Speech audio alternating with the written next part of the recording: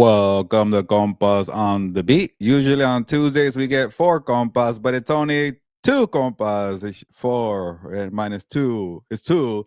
But Dan and Fernando can't join us this week. They'll be back next week. Don't worry. And you know what? I know people don't like hearing me talk or seeing my face. They like Victor. Yeah, I saw a nice comment for Victor because he does bring the nuggets and the details for Compas on the Beat. He is the producer. He knows a lot here. But sometimes I could be helpful too, and I'll pat myself on the back. Chargers 3-0 whenever I make it out to SoFi Stadium or fill in for What's Up Boats. But anyways, we're here for 2 compas on the beat. We'll get the 4 guys together, and I can't wait to get Dan and Dago back next week for his reaction of Philip Rivers. And Charger fans, I know you like Dan a lot, but there's a little secret out there. He's not a big Rivers guy, so I can't wait to hear his reaction. But for this week's show, we're gonna test the waters, have fun with it. Do I dare say, is Justin Herbert being a jerk? And you know what? That could be the engagement question of the week. Is Justin Herbert being a freaking jerk? Let me know in the comments. We're going to talk about it. I have mixed emotions here. I know people already in the comments are saying, no, this and that, whatever. But we'll talk about Phillip Rivers coming out of retirement. Who had that in 2025? Rivers coming back after 5 years. He's a semifinalist for the Hall of Fame. If he makes the active roster for the Colts, you know what? The clock starts again. 5 more years to make the Hall of Fame. But not just that. And Victor was planning the show before Rivers got to the Colts practice squad. So it's a Stranger Things kind of theme. Let me know if you watch Stranger Things, the final season or the part 1 of the final season. Hey, we're going to talk about Netflix too, by the way, later on in the show. Yep. A lot going on, but the point is it's been an upside down, NFL season.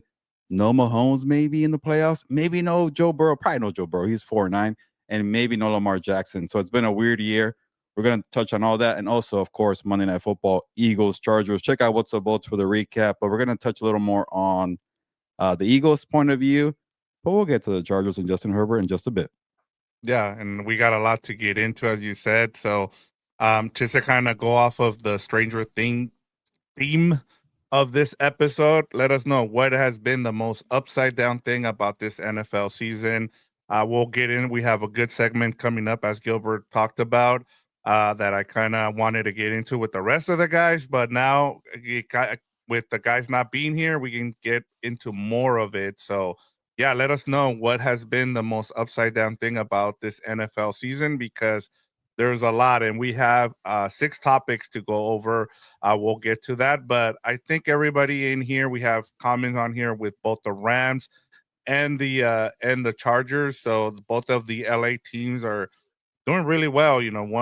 Both teams are, I guess we got to start having that conversation, Gilbert, is what happens if both of these teams end up having a host an NFC title game? What happens with SoFi? Like, how do you go about doing that? Because I know that question has been out there and we haven't really talked about it, but what happens if both of these teams end up having a host a NFC title game? Or championship game. The Chargers Championship being game. Yeah, in NFC the and AFC. AFC, sorry. I don't know. We always talk about this, and I know it's more of a chance happening in LA than in MetLife Stadium with the Jets and the Giants. But let's get there first before it Yeah, happens. And but it would I'm be with you. interesting. Maybe it will be the first ever Saturday, championship game, and then a Sunday championship game. I don't know how that will affect ratings, but whatever makes more sense financially for the NFL, they'll probably go with that. But I'm glad you're talking about NFL stadiums because, man, it was fun watching Joe Burrow and Josh Allen in the snow. And we're going to touch on that a little bit later. But I Yeah. can't believe that we don't have a lot of outdoor stadiums left. And, SoFi Stadium is indoors, somewhat outdoors, and they got that freaking turf. So it'll be interesting to see how they will do that because, there's no way you could have back-to-back games, especially on a turf that probably needs some kind of maintenance to check it out for a few hours. So it will definitely be an interesting dynamic for that one. But Yep. hey, like we mentioned on WhatsApp, both the Chargers are still in the race. Everything's in front of them after that big time victory against Philly. And then the Rams are playing for the number 1 seed. They have a showdown against the Lions, and then another showdown in Seattle, potentially for all the marbles in the NFC conference. Yeah, a lot, and both of, like I said, both of these teams. That's why I kind of brought up the question, because both of these teams are in position to perhaps host multiple playoff games. But Gilbert, let's get to why people are here. We're going to talk a lot of football here. We got a lot that happened in week 14. So let's start off. If you're cool with, we'll start off with the Monday Night Football takeaways. Chargers defense forces 5 turnovers and 22-19 overtime win over the Eagles, Gilbert. Let's start off with the Eagles. And the Eagles spiral as the offense continues to ignore the engine line. And the reason I went with this is because, if you have a car and you see that engine light, you just either ignore it or you take care of the problem. And when you look at this Eagles offense, it just seems like they're just ignoring the problem, Gilbert.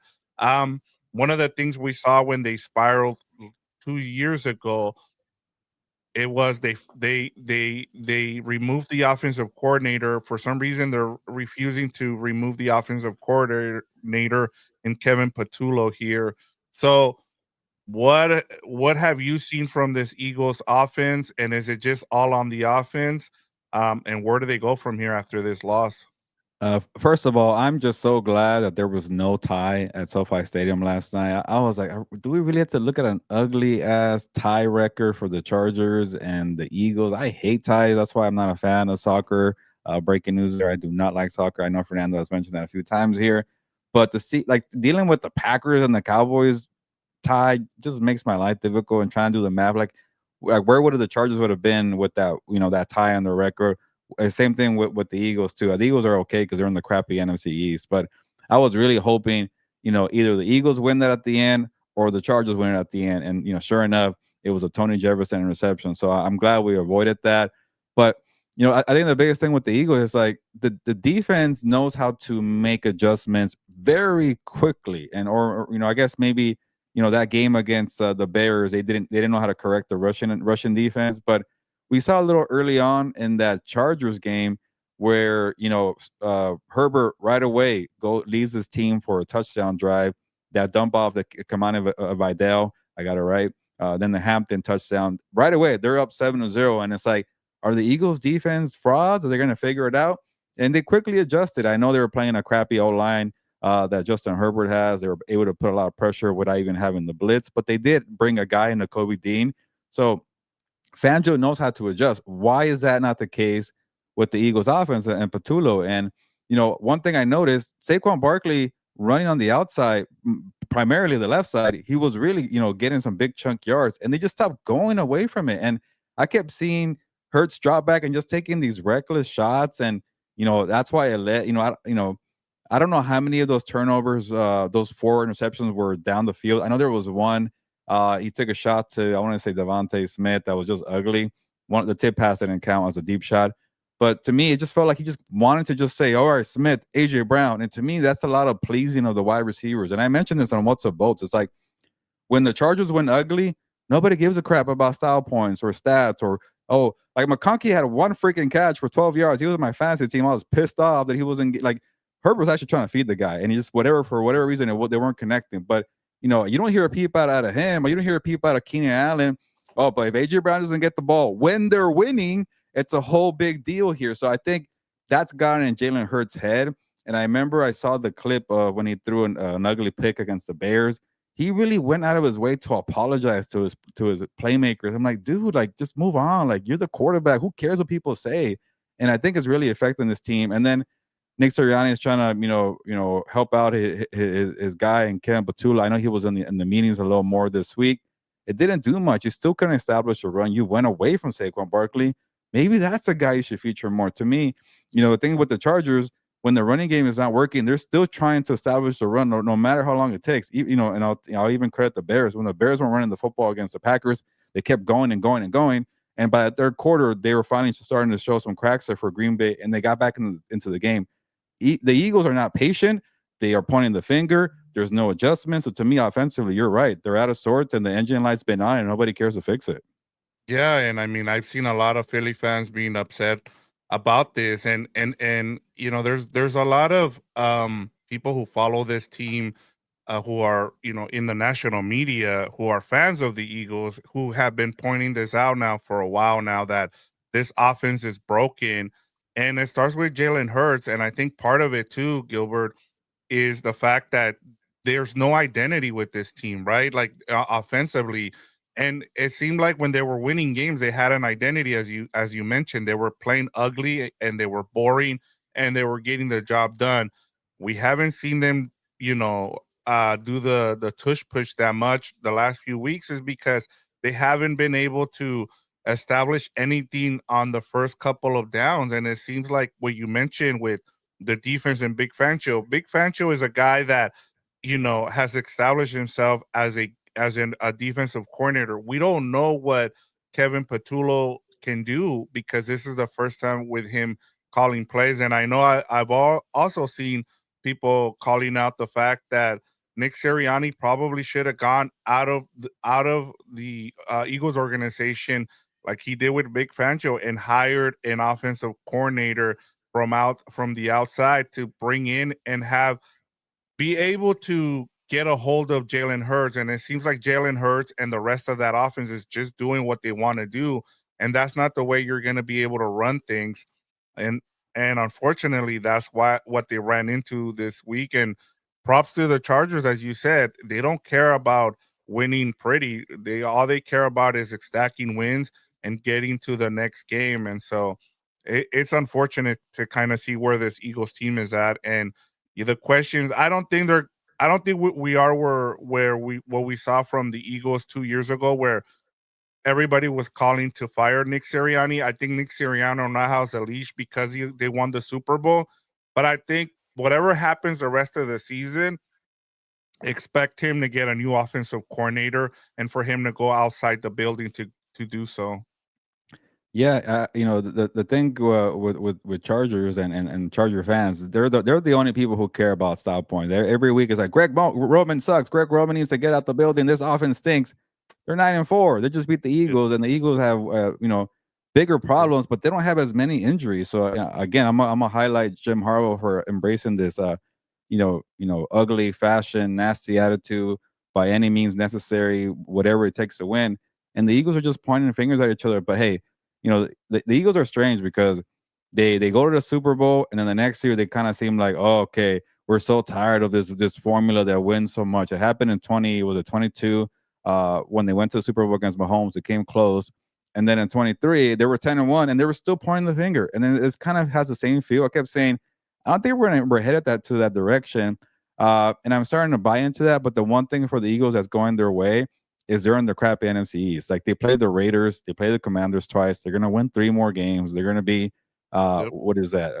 11-5 or 11-6. That's enough to clinch the division, and they're gonna host a playoff game. So they might be in the division round still. It's still a team I don't, I'm sure any team will not want to face because they still have the element to be a physical team. They still have Vic Fangio, calling a good defense. So to me, they'll be fine, but I don't know if I could see them as a Super Bowl contender the way I did a month ago because that offense is just not going to click overnight. And they've done it before, but to me, it's starting to feel like 2023 a little bit.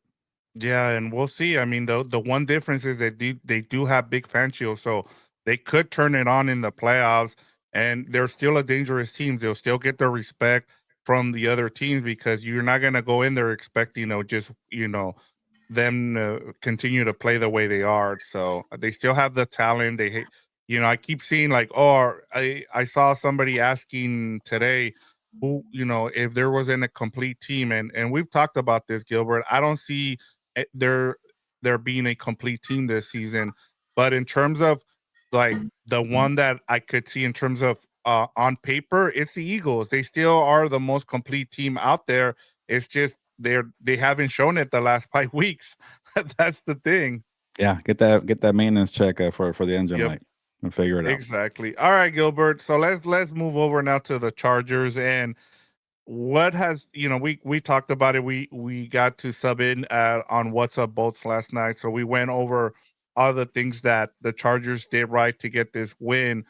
But there was something that kind of, I guess, grabbed your attention today, and that is, we had people already in the comments. And my question to you is, why has Justin Turner turned into a jerk this season? And is that a good thing? Like, I don't, I would want my quarterback to kind of be, like not be someone that is very likable. We've seen it with Mahomes where he's not very likable. And so, whether it was the post game interview with Laura Rutledge, where he was kind of standoffish with her, she was short with her.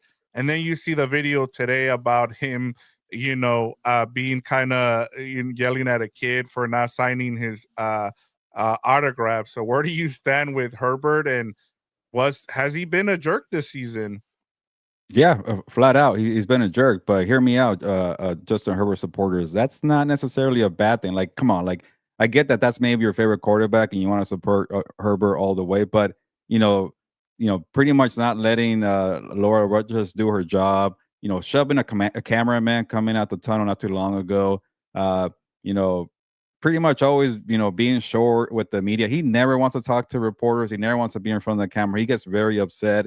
Uh, and then the whole thing to me with the picture with the kid, I don't know what I heard from the video. I don't think Herbert called the kid a MF. I don't think that was him. That was somebody else in his entourage. But I get it. The kid's wearing an Eagles jersey, and they kind of just say, oh, "Get away! You're not a Chargers fan." That's all fair and game. I get it. But like, if somebody said, "No, not with that MF," I don't know who said that. Anyways, the point is, it's stop kind of being around the bush. He is being a jerk, maybe more this year than previous seasons, and as a reporter, as a media person, I don't like it. You're the star quarterback. You're supposed to be in the spotlight. You're supposed to be the ambassador, the face of the franchise. But I get it. Nobody cares about reporters. But with that being said, it's okay to be the jerk. Nothing wrong with that. Like honestly, I think maybe that's part of Jim Harbaugh rubbing off on Justin Herbert. And come on, let's be real. There's a reason why Jim Harbaugh goes from job to job because his act gets a little tiring after 4 or 5 years. He has that nasty mean streak that makes him a good coach, but also it adds to his downfall. It's like a gnat. It's annoying. It pumps you up for a bit. You get confident. You rally people around.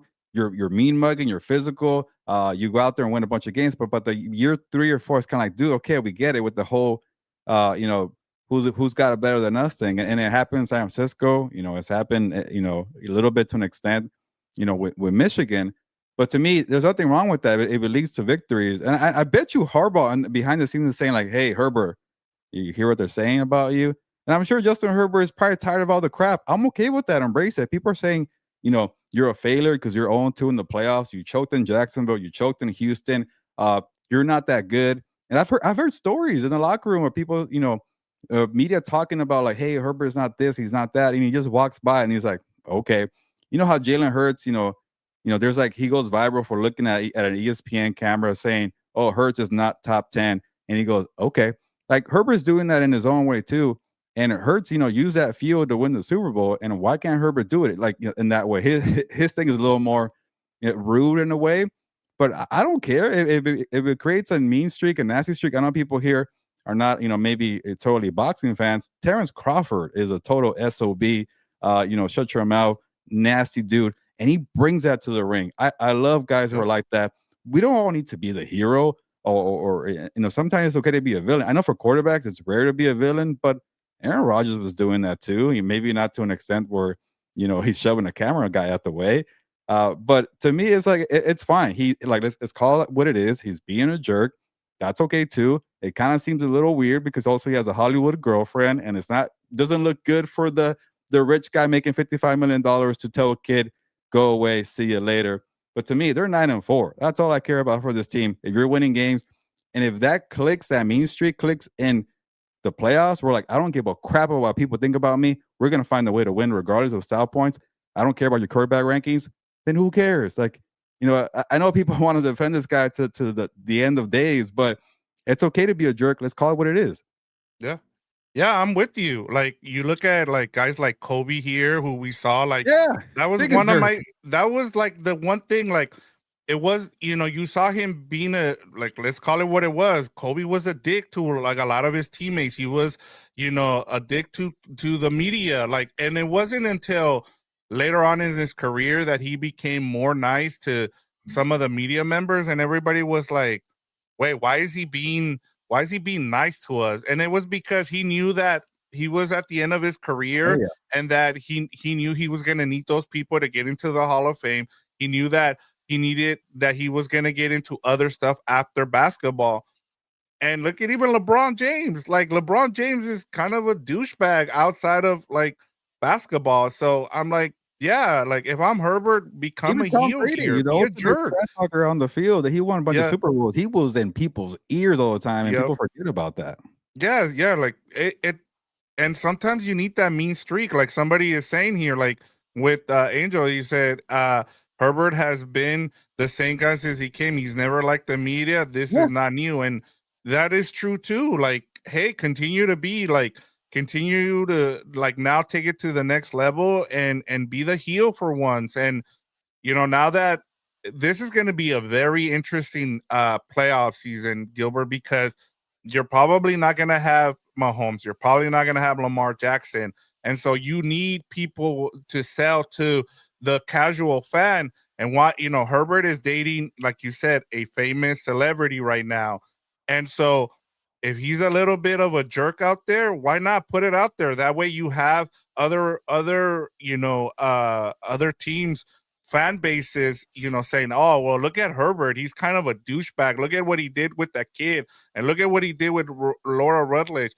That keeps him out there, and people are gonna want to see that, whether you're a fan or whether you're not a fan of Herbert. So, to me, yeah. and one of the things I keep remembering, Gilbert, was going into the draft, the reason people didn't want to draft him was because he was an introvert, right? Like people said, "Hey, this guy isn't likable." Well, this is your chance to put him out there on the stage. They're 5-0 in primetime games, so let him be, the jerk out there, and ride with it now.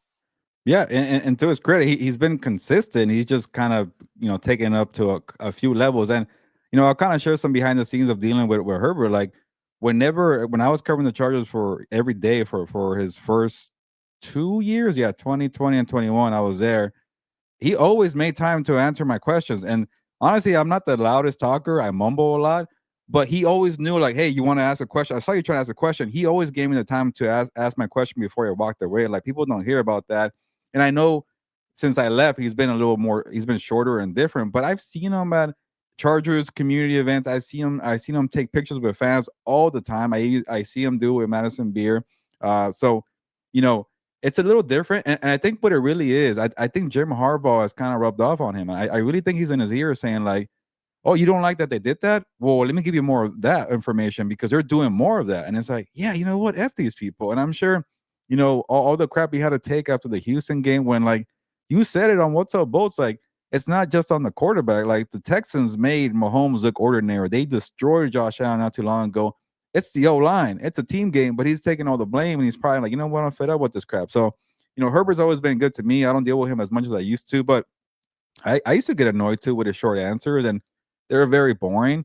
But when he was a rookie, and I was really trying my best to get to know this guy, and put him out there for like profile pieces, he didn't like the questions, but he will give me stuff to work with, and I appreciate it. And I know there was issues with him trying to avoid the weekly press conferences going from Friday, and then a lot of media's not there on Friday; they're there on Wednesday, but he moved it back to Wednesday. So it's a lot of give and take. But this year's a lot of I don't give a crap anymore, and Yeah. they're 9-4, and I get a bunch of injuries have occurred. He has a freaking broken hand. Even his answers are sassy in the press conference. Somebody was like, Oh, "Hey, yeah. like, you know, how do you manage the pain, or how was the pain tolerant?" He's like, "Well, my hand was broken a week ago. Like, what do you think?" And it's a kind of a dick answer, but it's like, ask a better question. Well, I'm all Yep. for that too. So, Yep. hey, like, I get it. These guys are high profile. They got to be nice to the kids. But the kid was wearing an Eagles jersey. As long as he wasn't the one saying Yeah. MFer, I'm okay with it. Maybe it wasn't. He shoved the camera guy not too long ago. But I'm tired of the button down quarterbacks. Like Tom Brady always got this golden boy thing, but he was a dick too. Let's be Yeah. real. Aaron Rodgers didn't have that luxury of being called the golden boy in his latter part of his career. He was a for sure kind of arrogant, smug, dickish, different kind of view guy, but he was honest and consistent. I like when Aaron Rodgers, by the way, said, "Can we all shut the hell up about Mike Tomlin? You guys should shut up already." I'm like, "Yeah, sure. Yeah, Yeah. you guys won. We'll shut up now." I like it. Be honest and go back and forth. Yeah, especially when you win, talk your shit. Like I have no issue with it, and like I said, like I have no issues with Herbert being a jerk. Like you should be like I'm just tired of the robot quarterbacks, like you said. Like I want to see more personality from these. Look, I'll say it again. Like some of these guys need to take over now. Like we're not gonna get any Joe Burrow, Lamar Jackson. Like some of those dudes are boring. Like, hey, at least give Hey, me some Burrow's pretty personality boring. from Right. this. So Yeah. I'm good with it. I do not like the Burrow interviews. He tries to give more than Herbert, but Uh, like it's kind of like I don't know. He just kind of has a way of like talking very slowly, and sometimes he gives you sound bites, definitely. But it's like he's actually kind of boring. Same thing with Tom Brady for so many years. Josh Allen might be the new poster boy right now, especially if Mahomes doesn't make the playoffs. But hey, maybe Herbert could be the villain to Josh Allen. Why not? yeah, we need come on her. We need the villain from from Justin Herbert here going forward. All right, Gilbert, let's get to our theme here of this episode. Our Stranger Things that have made this an upside down NFL season. Gilbert, let's start off with you. I love your first one here. We'll switch back and forth, but let's start off with you and your number one. 40-year-olds trying to save teams. Flacco, Rogers, and now Rivers. Yeah, there's a lot of thoughts here. Obviously, the Philip Rivers one I'll get to in a bit, but and it's again we're talking about with Justin Herbert. He gets all the blame for being the quarterback, but it's a team game. And the second Joe Flacco signed with the Bengals, I'm like, he's gonna increase their odds because he's a better quarterback than Jake Browning. But that he's not playing cornerback. He's not playing defensive tackle for an atrocious Bengals defense. If Joe Burrow at the top of his game couldn't guide the Bengals to the playoffs last year, what makes you think a 40-year-old Joe Flacco is going to do it? And he only won one game for them. So and that within itself, that trade was also weird. The Bengals never really make trades or splurge like that. And then to trade it within the division, the Browns going to Joe Flacco or Joe Flacco going from the Browns to the Bengals, that was a strange thing. There's been so many weird things this year. But Aaron Rodgers, he's coming off two crappy years against the Jets. And the Steelers are like, yeah, we want that crappy stuff. We'll wait for you because we haven't had a quarterback here since prime Big Ben. We'll wait until the summer. You want to go hide in the mountains? You want to do a couple documentaries? We're here. We're waiting. Go to Egypt. I don't give a crap. And you know what? And it's somewhat working there. They're 7-6 right there. So that one's actually working.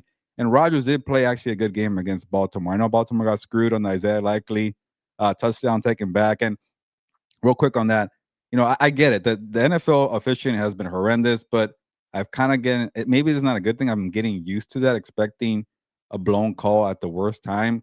But you got to adjust. Like at least, and depending if it's a Chiefs game, it's been consistent bad officiating. So when it was 2nd and 10, the Ravens still had multiple cracks to get into the end zone. They couldn't do it. They were finger pointing a lot there. And then they got the ball back with 2 minutes to go, couldn't score. So they had their opportunities. But anyways, that was a signature victory for Mike Tomlin, who's actually had a lot of success against John Harbaugh. And then the Rivers thing, I don't know what to make of this. It kind of feels like Joe Flacco coming off the couch to give the Browns the 5 best games of his life. He wins comeback player of the year over Damar Hamlin, who died and came back to earth, which was a strange time in 2023, I think it was. And then we all expected that Flacco to save the Browns 2.0 and then the Bengals in the trade. But I don't know. I don't think it's going to go well for Philip Rivers, Vic, but I want to see it. I want to see a 44-year-old come off the couch after 5 years of not playing, being a semifinalist in the Hall of Fame. And then for a second, I thought, hey, the 7th seed might come down to the Chargers and Philip Rivers Colts, but the Chargers handle business on Monday night. They're going to be fine. Maybe they play in the playoffs. I don't know, but I just don't think it's gonna go well. They have to play. I want to say, is it Houston once more? They play Seattle in Seattle this week, and Jacksonville one more time. It's a difficult schedule. I want to see the old gunslinger. I can't even say it. Whatever. Slinger. Slinger. There you go. I want to see him try that. And I'm not surprised because Shane Steichen has so many years with Philip Rivers in San Diego, Los Angeles, with the Chargers for so many years. The playbook is going to be pretty easy. And, I asked, it was so weird. I asked Derwin James about Rivers returning in the locker room. I'm like, what year is it? Am I still a beat reporter for the Chargers in 2019? And, Derwin was like, yeah, whoa, I can't believe that Rivers is coming back. I saw it on TV before the game, and I was like, oh wow. And then I asked Derwin, it's like, do you think he still has? It's like, yeah, I think if his mind is still there and his arm, I think the mind's going to be there. He is a great, decipher of defensive coverages, pre-snap motion. He's going to help, at least say what's to come here. Jonathan Taylor, he can make his life easier. But does he have the arm strength? I don't expect much from Alec Pierce. I don't really expect much from Josh Downs. Hey, but Michael Pittman Jr., you get open quickly. Tyler Warren, you get open quickly. I want to see how that takes place, especially if you establish the run with Jonathan Taylor. So I don't know if they get into the playoffs, Vic, because you already have the Chargers, Bills, and Texans right there.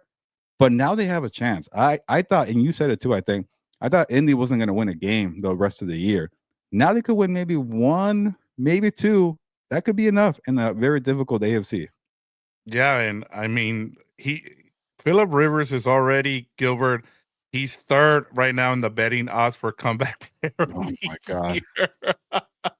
year. I mean, what year is this as we talk about, this being an upside down season? But yeah, Phillip Rivers, man, that is crazy in terms of these 40-year-old quarterbacks. And I guess with Rivers it's all about just trying to see how much he's got left. The good thing for him is that he only needs to do it for what, 4, maybe 5 games if they get in the Yeah. playoffs.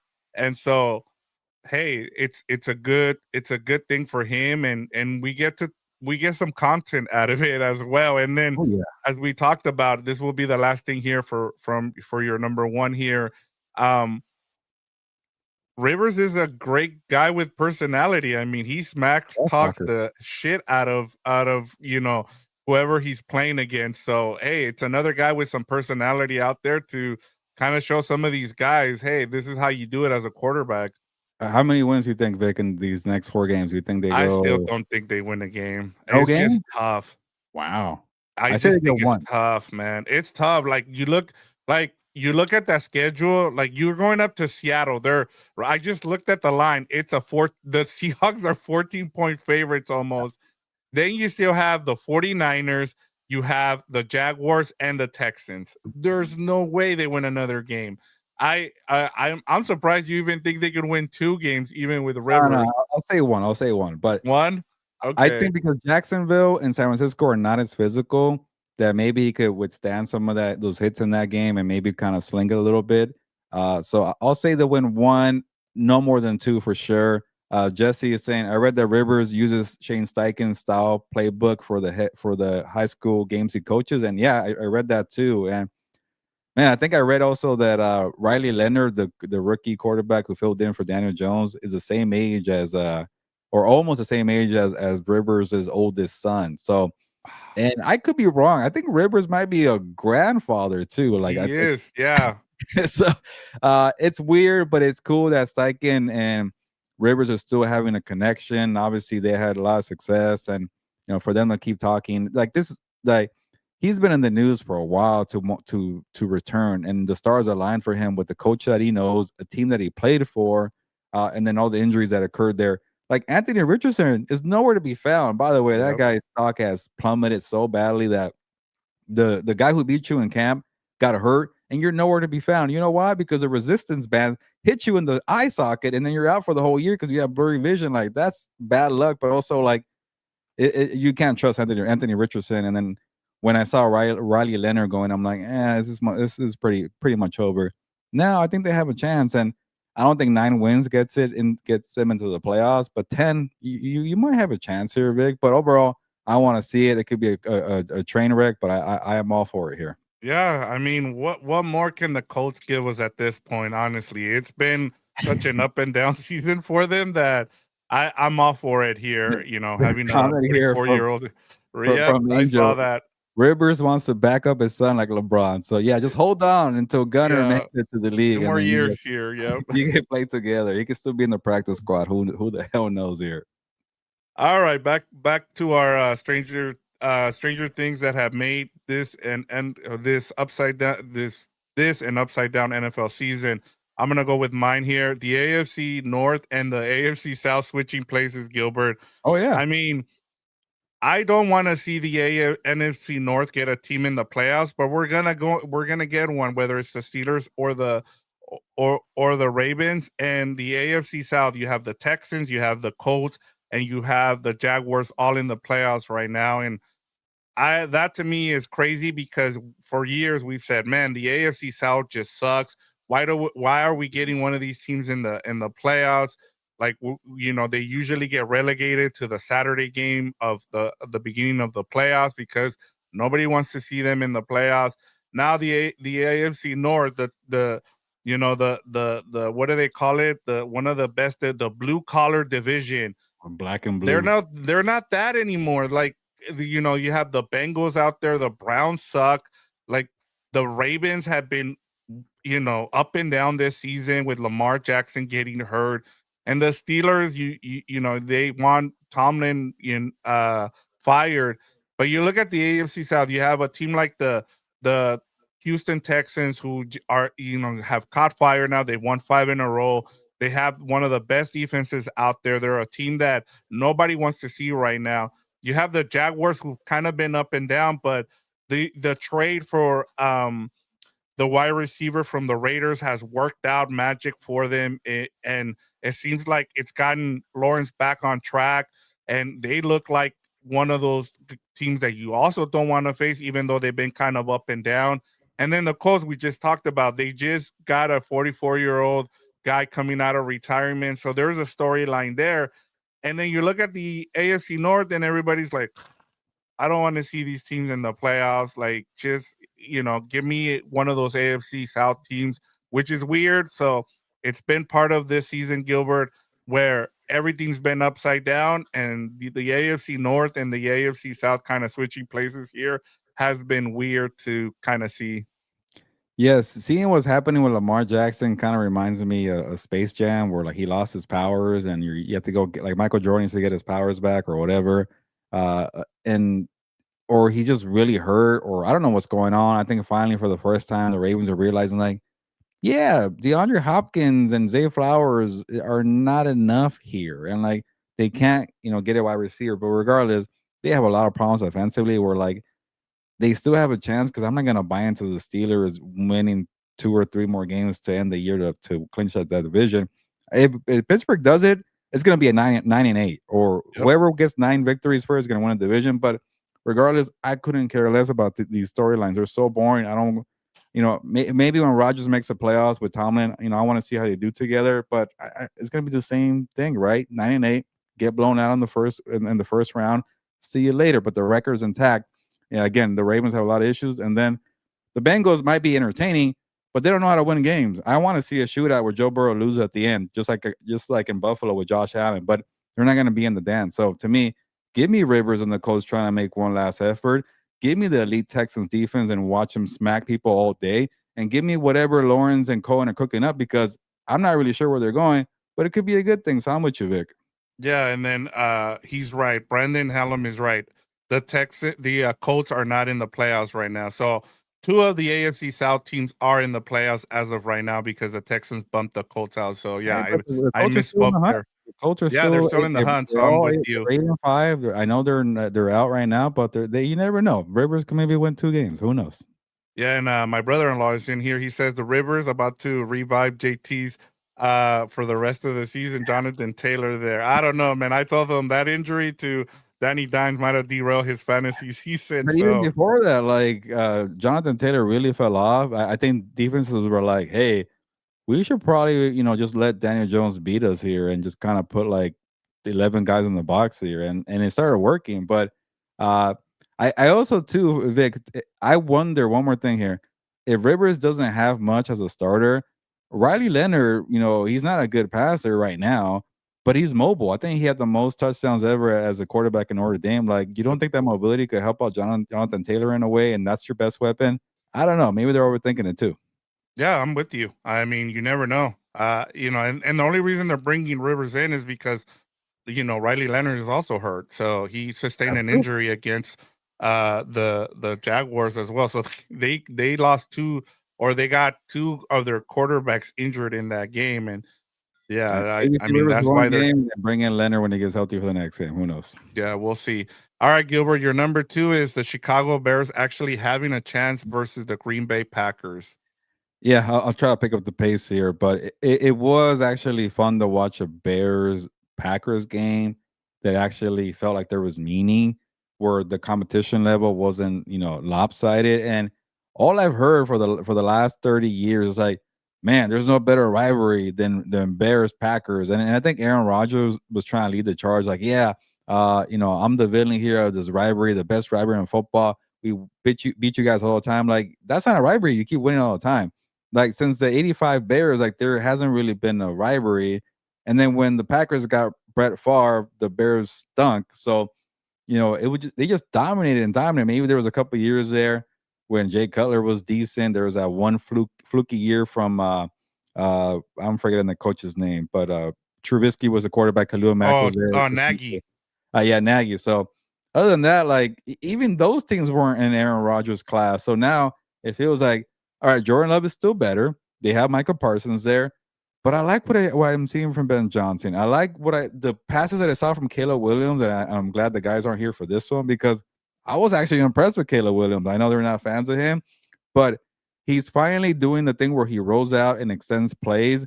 And before, he was just running with the football or making a bunch of overthrows where he couldn't get in sync with the running.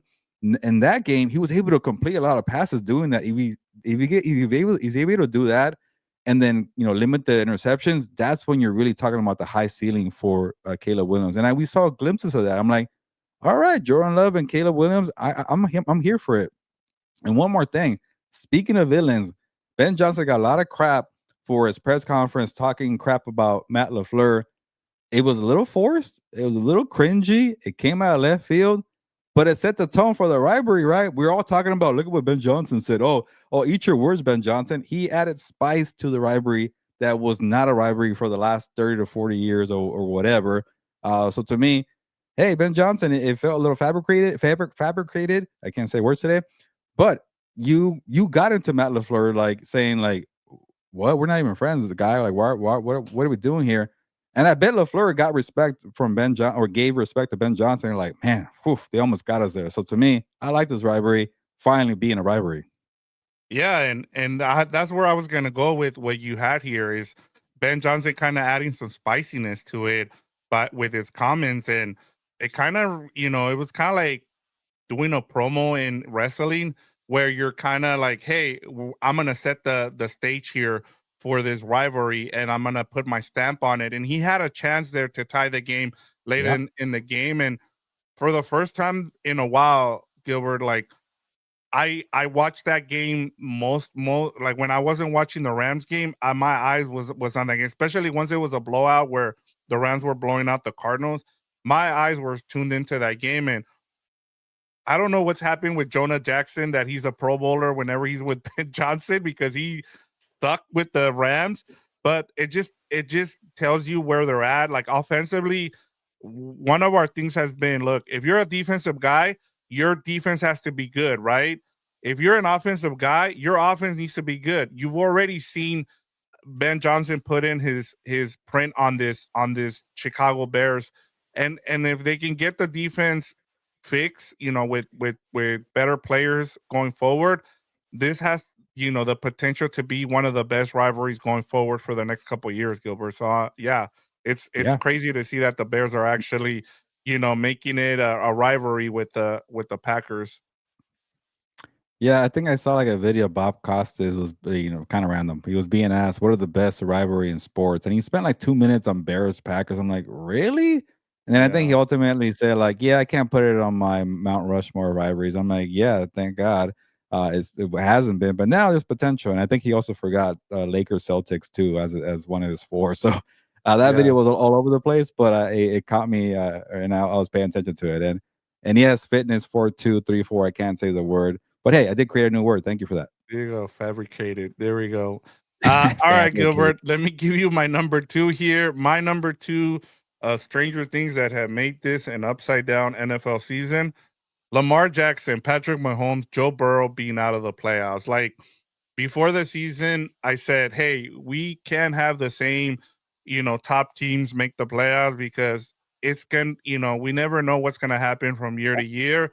And it's kind of finally happening with, you look at these teams with all the elite quarterbacks not being none of them leaving the division. You look at what everybody considers the elite quarterbacks, right, Gilbert? Like Patrick Mahomes, Lamar Jackson, Joe Burrow, and Josh Allen. None of those guys have their teams leading the division. It's the Broncos, the Jaguars, the who am I missing? The Patriots and the Steelers now. And so it's kind of been just a weird year where the quarterbacks where you've talked about like, hey, you really need a elite quarterback if you want to win the Super Bowl. Not this year in the AFC because three of those dudes aren't even going to make the playoffs, if the playoffs started today. So it's just been kind of a weird thing to see, but it also kind of tells you where we're at as the NFL. Like having an elite quarterback might not always be the way to go, and sometimes having a different way of winning a Super Bowl. This is one of those years, and it's just an off year for the elite quarterbacks. Yeah, you know what? In a way, we kind of already saw it, but Jalen Hurts is a strange case, and maybe that's the formula for winning a Super Bowl without having an elite quarterback. It's like, I really respect Jalen Hurts for delivering when it matters most. He pretty much outplayed Patrick Mahomes in 2 Super Bowls. Like, can a Bo Nix do that in the Super Bowl? Can a young Drake May do that? And we give Jalen Hurts a lot of crap here, but when the lights are brightest, he has come through. And I think, it kind of felt like maybe that year with Joe Flacco. Remember, is he elite or not? He probably wasn't elite, but in that playoff run, he came through. So who's going to be that guy who we're not going to rank top 5 in the quarterback rankings, but is going to have a special playoff season? We're going to probably bump up to number 10 or something because of that Super Bowl trophy. I even remember the year that Matt Ryan won MVP. He didn't win the Super Bowl, but we're like, hey, Matt Ryan is actually pretty good. Let's put him in the top 5, and he's not top 5 potential or quality, but he had a really one good year. So it does happen pretty often, and to me, it's like, you don't have to be Brad Johnson, because maybe the Texans, because their defense I think is that good. That's the number 1 defense. Big. We could argue about that one, but for the other teams, they're not as good as Houston. But you don't have if they don't have a Trent Dilfer or Brad Johnson. Like Bo Nix could play. I know we give Bo Nix crap. Drake May could definitely play. Jordan Love could play. So these are like top 10, top 12 quarterbacks who definitely have a golden opportunity. But it will be funny if Josh Allen finally wins the Super Bowl. And by the way, if Josh Allen wins the Super Bowl, I think it's time to say that Mahomes is not the number 1 quarterback in the league. It could be Allen, but because he hasn't gotten to that mountaintop, I can't rank anybody above Mahomes. But sorry, that's my one positive for Mahomes on this show here. Yeah, and I mean we're kind of seeing it that you can win in other ways. So unfortunately for all the elite quarterbacks and the I guess the narrative that you need an elite quarterback to win a Super Bowl, that's kind of going not working this year. All right, Gilbert, let's get to your third one here, and I'm actually really interested in this one. Teams avoiding having 2-star wide receivers. Yeah, this one got me thinking a little bit, and maybe this is one is a little under the radar right now. But when I saw George Pickens disappear against the Lions on Thursday Night Football, like, dude, that was your moment to earn yourself a big contract, to show the Cowboys, hey, man, like, you guys invested in the right thing here. If CeeDee Lamb ever goes down, I'm your guy. I'm right here. It's kind of like, the T. Higgins effect, because T. Higgins, I think, and I'll get to Cincinnati and why the approach is not a good approach, but he does step up. Like, even in the games that Jamar Chase is playing, Burrow is constantly feeding T. Higgins. They almost beat the Bills because of T. Higgins' incredible play, and he got hurt, unfortunately. But is Pickens better than T. Higgins? I don't think so, because he's not stepping up when it really matters. And so it got me thinking, like, he's gonna be a free agent. Do you pay him, $30 million plus or $35 million? CeeDee Lamb is making $35 million. Like, you can't pay him more than CeeDee Lamb, but George Pickens has some leverage to say, give me 30. I don't think that's the right recipe to win in the NFL when you're investing that much at the wide receiver position. And Look at the Bengals, who I just mentioned. Yeah, T. Higgins and Jamar Chase are great. I know Joe Burrow hasn't been healthy. That's part of it. But the defense is terrible. You invested so much at three positions and a lot at one position. You're not well rounded. And look at the Lions, man. And this is where it got me thinking. The Lions are more well rounded offensively. They got a lot of firepower.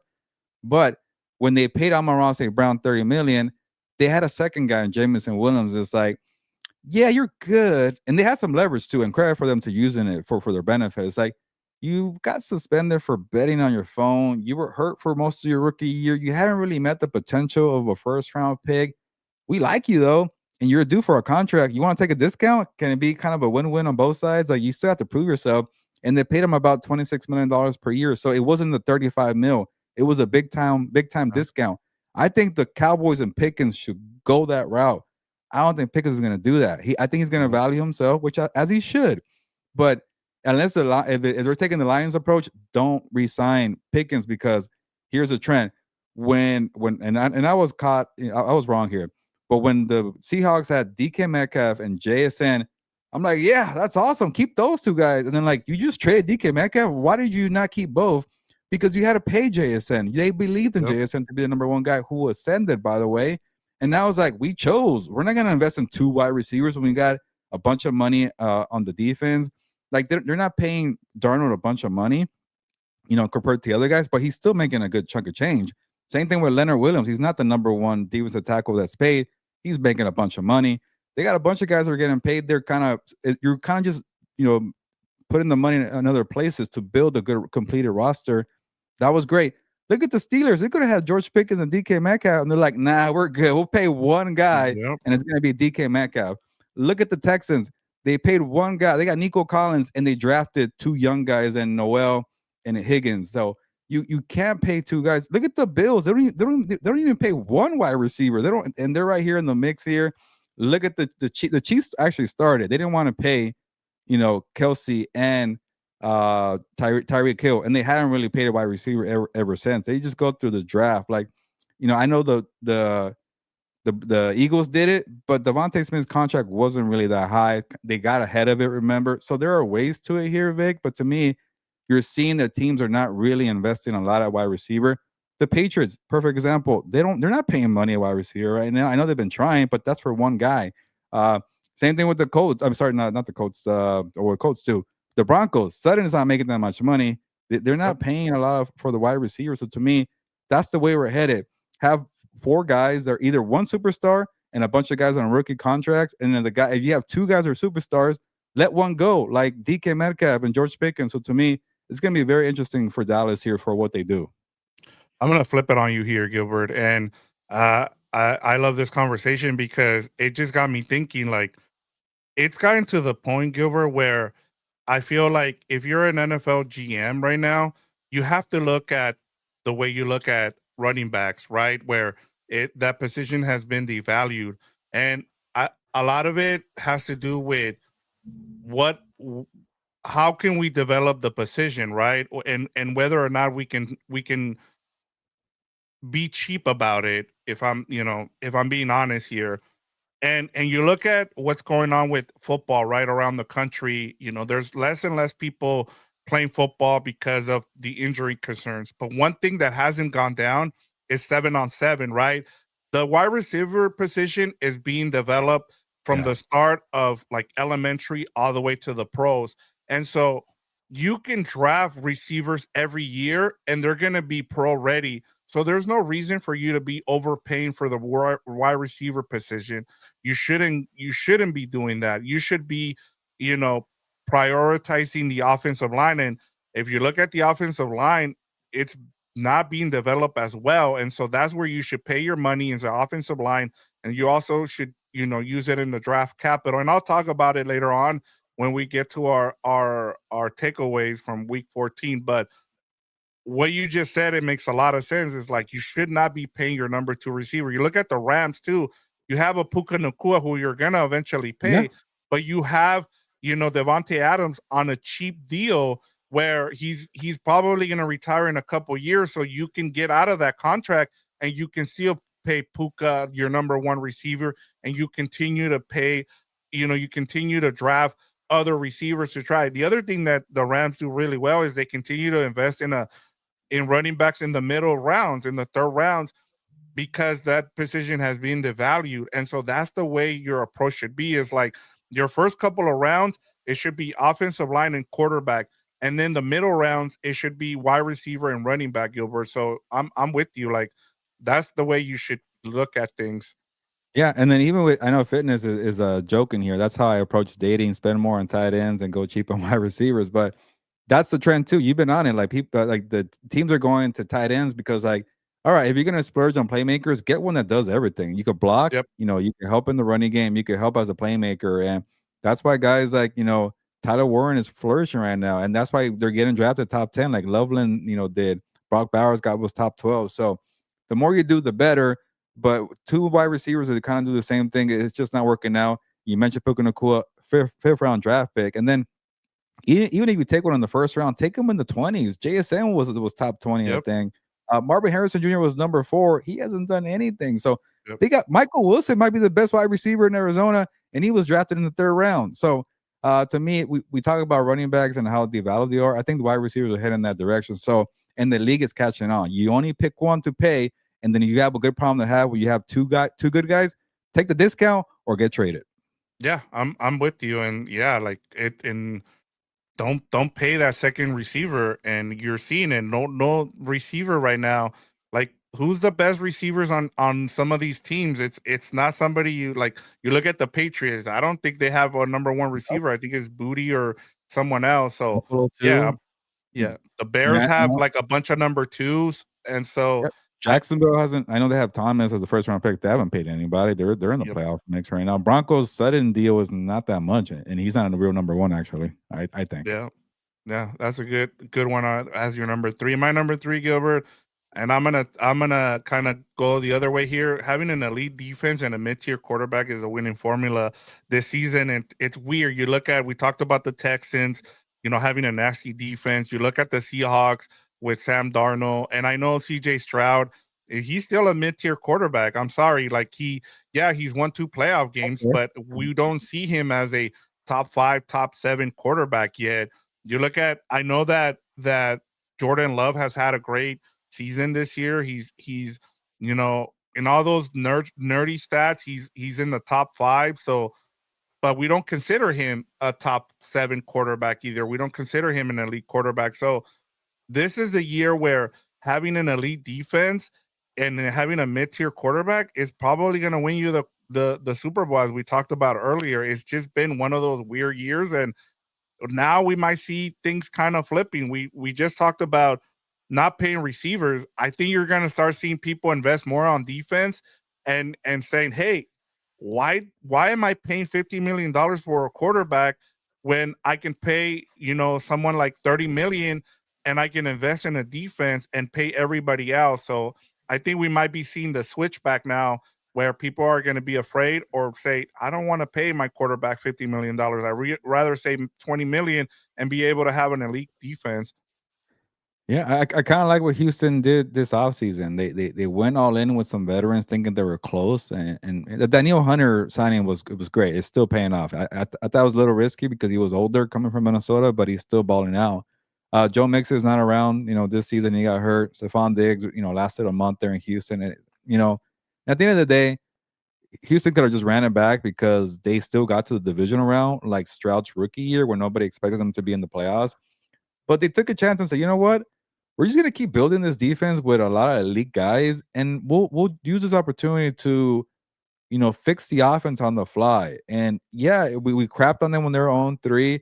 It took a lot. It took a lot of patience. And why did you hire a rookie play caller, Nick Caley? Why did you wait till the 2nd round and take a tackle after you traded Lermy Tunzo?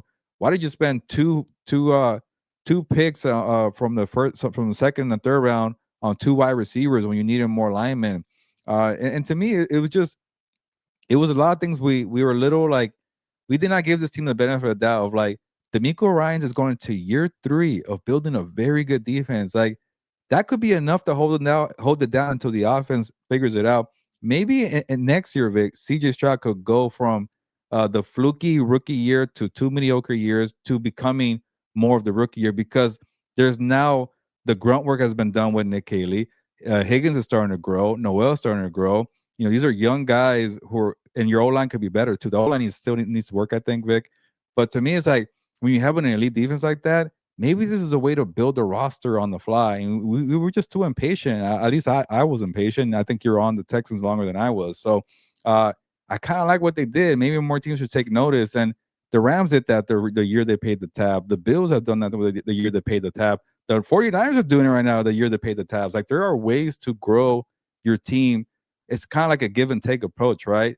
You're going to maybe hurt this team for this side of the football for a couple months, but you can rely on that side. Like, when you're the 49ers, like, you could rely on a new look defense, because McCaffrey is just going to hold it down offensively. Same thing with Houston.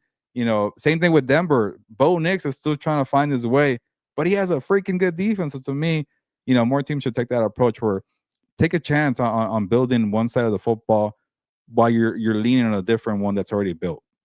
Yeah, and I mean, there's plenty of examples, Gilbert, whether, like you said, pick one side of the ball and spend the money. Like, you look at the Rams. I know we keep going back to the Rams, but they have the most expensive offense out there, right? They pay for their offense, but they have one of the cheapest defense, and they build it through the draft. So if you're gonna pay for one side of the ball, do it. That's fine, but you need to make sure that you're drafting well on the other side of that ball. If you're gonna be, if you're gonna build this the right way. And you look around the league right now. Yeah, I saw that tweet yesterday about Quinn Jammer I'm playing surprised drunk. how much it blew up on Quinter Jammer playing drunk. But yeah, sorry. He was a top 5 pick, right?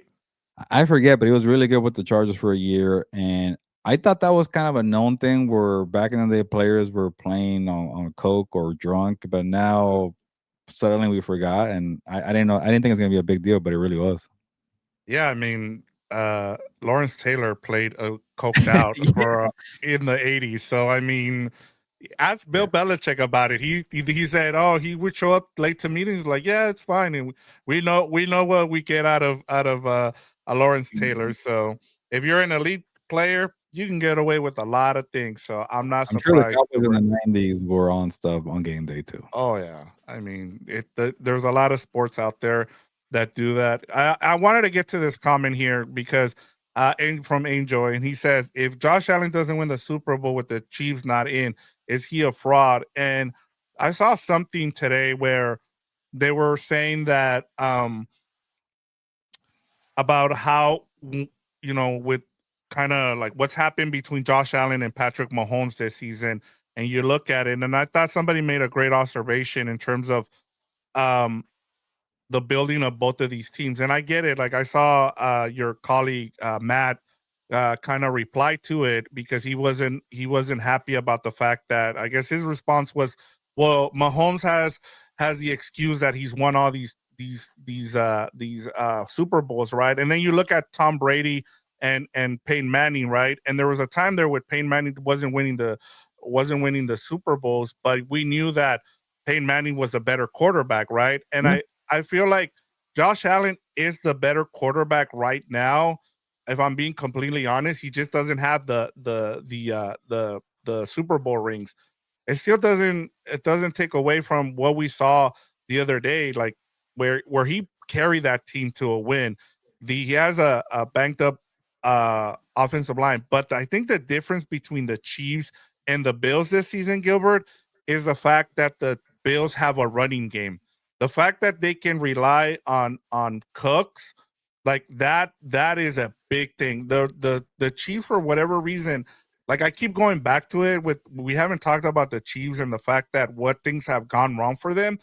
Like, they have a better team than they did last year, but the big difference is they just refuse to get a running game, Gilbert. Like, I get that they're missing 3 offensive linemen, but the fact that they've never been able to establish a running game for the last couple of years, I think has been a detriment to Patrick Mahomes. Yeah, no, that's a big point on the Chiefs here. But, with the Bills as a team, I think they're a fraud. Yes, As I'm with for you. for the quarterback, I think Josh Allen is not a fraud. He's a special generational talent where the way I view him is like, and you want to talk about guys without rings, like he's Cam Newton and Dan Marino in one as in one body. Like, He could Yep. throw. He's a freaking tank. He could take the hits. He's mobile. That 50-yard run on the Bengals in the snow was epic. There's only one person in the world that could do that, and it's Josh freaking Allen. Like, I can't rank him ahead of Mahomes because at the end of the day, Super Bowls do matter. Yeah. But it's like Justin Herbert, like he doesn't have the playoff wins, but I watch football. I have two eyes. He's freaking good. Same thing Yep. with Josh Allen. But Angel, I'll flip the question to you. Like, say Josh Allen wins the Super Bowl and he doesn't have to face Kansas City. People are gonna put an asterisk on Oh that yeah. Super Bowl. It's like he couldn't avenge his 4 losses to Mahomes. Like, big whoop. Who cares? He finally got one. It's like when Ohio State won the national title, but they couldn't beat Michigan in the season. They had to discredit it. When the Dodgers won in the COVID year, discredit. It's going to be unfortunate if it does happen, but if Josh Allen wins it, Mahomes or not in the playoffs, he's going to be my number one quarterback in all of football. Yeah, and he also says if he doesn't win it this year, is that it for him? No, as long as you have Josh Allen, you're gonna be like it was the whole Joe Burrow thing. As long as you have him as your quarterback, you're gonna be in it every year. And until he finally shows that he's not a superhero, I think eventually you're gonna see it kind of like what we saw with John Elway. Like to Yeah. me, he's this generation's John Elway, Gilbert, where he has the talent, he has everything, it just doesn't work out for you. We saw John Elway get to the Super Bowl and get blown out. It isn't until he has a good team around him that he's probably gonna need a coach, a new coach. Like we saw when Shanahan was hired by the Broncos, that's when he was able to finally win those 2 Super Bowls, and they had Davis as his running back. And so I think the same thing might happen with Josh Allen here, where they finally fire the coach. They Yeah. bring in someone that can actually win. It kind of reminds me like we've seen it in every sport, Gilbert, whether it's the Lakers when they finally brought in Phil Jackson, where they were missing that coach.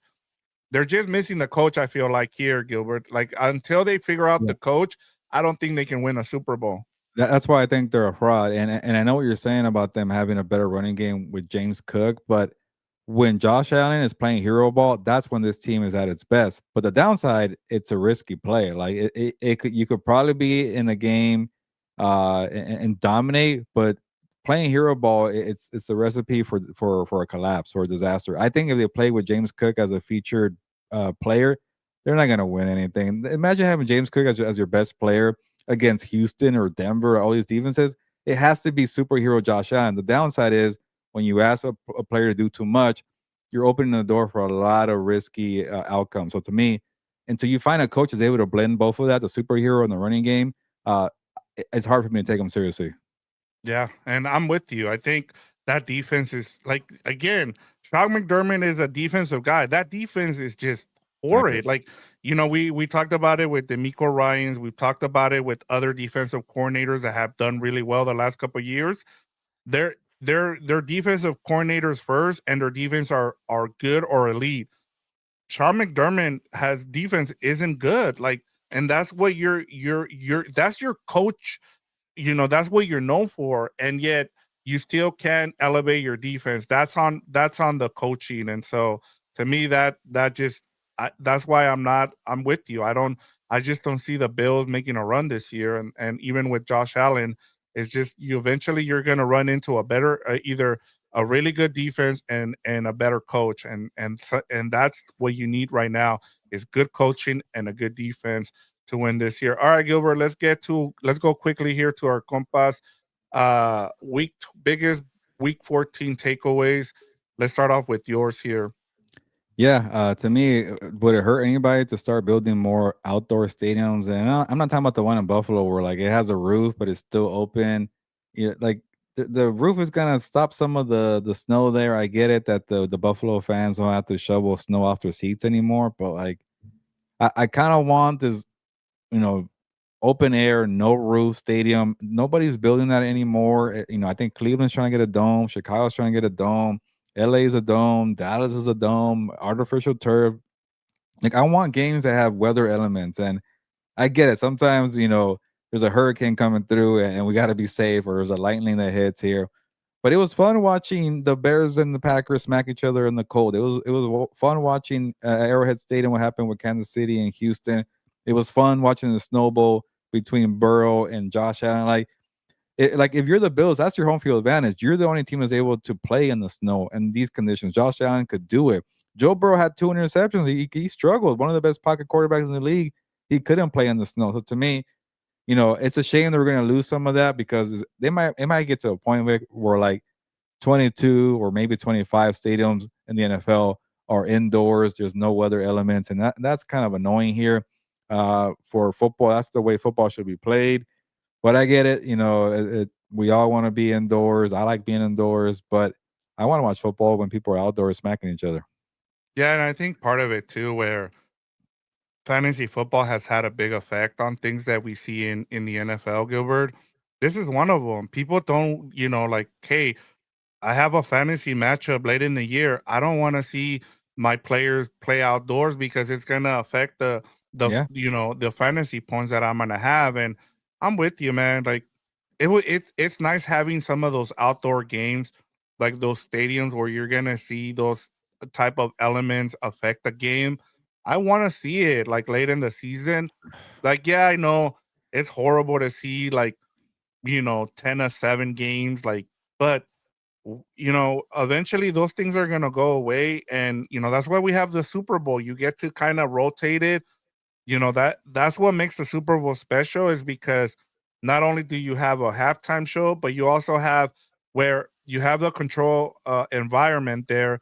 And then that way, you can have the possibility of having a high scoring game during the playoffs. That's one of the things I want to see. Like Oh yeah. when I heard that they were talking about in baseball where they wanted to bring that approach to the NFL where they have the World Series in one place. I'm like, no, I don't want to see that. Like, I want to have the elements of being able to go on the road and having the fans there. Like, imagine you're a fan and you're having to travel to one venue for 7 7 games. games. I don't want to see that. Like, I'm good the way it is right now. Just keep it like that. But I think I'm with you that there needs to be a way where we at least keep 7 stadiums outdoor, and those are the ones that cannot be turned into a dome because or else we're not going to have those element games, and I think we're going to miss out on a lot of cool football.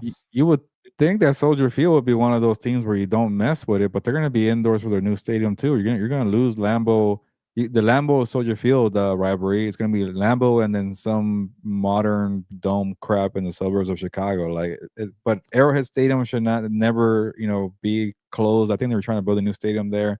Lambeau obviously should always be outdoors. Like I don't know. To me, I kind of like this classic outdoors. And like you mentioned, if we just keep 10 and make that a priority, I'll be okay with that.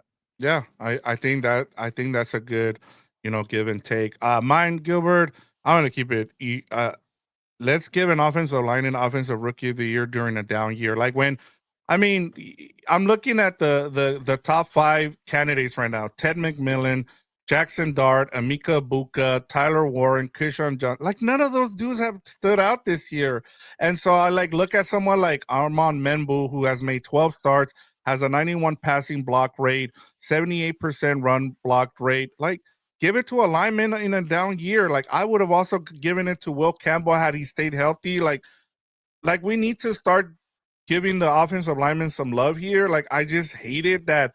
Like we finally made an award for the offensive linemen, but it's for like the veterans. Like why not give during a down year where there's nobody kind of running away with it? Like give it to an offensive lineman. I'm cool with it. I like that. If we have to give it to a skilled player and it's nobody's running away with it, then you got to go with the consistent guy. And I think that's Tyler Warren. Jackson Dart hasn't played enough games. He's been hurt. Mecca Ibuka just fell off the earth or whatever after the hamstring injury. Ted McMillan has not been consistent enough. So yeah, if Membu gets it, I would not be mad at it. But I just know how the voters are, and my guess it could maybe be Tyler Warren, and even that would be kind of refreshing because the tight end never really gets it either. Yeah, I'm good with Tyler Warren if that's the case. Hopefully, uh, Rivers can help him out there. Yeah. With it. All right, Gilbert, let's get we haven't done Bury of the Week, so let's do it. I'm actually really interested here. What you're gonna go here? Go ahead, you have the floor.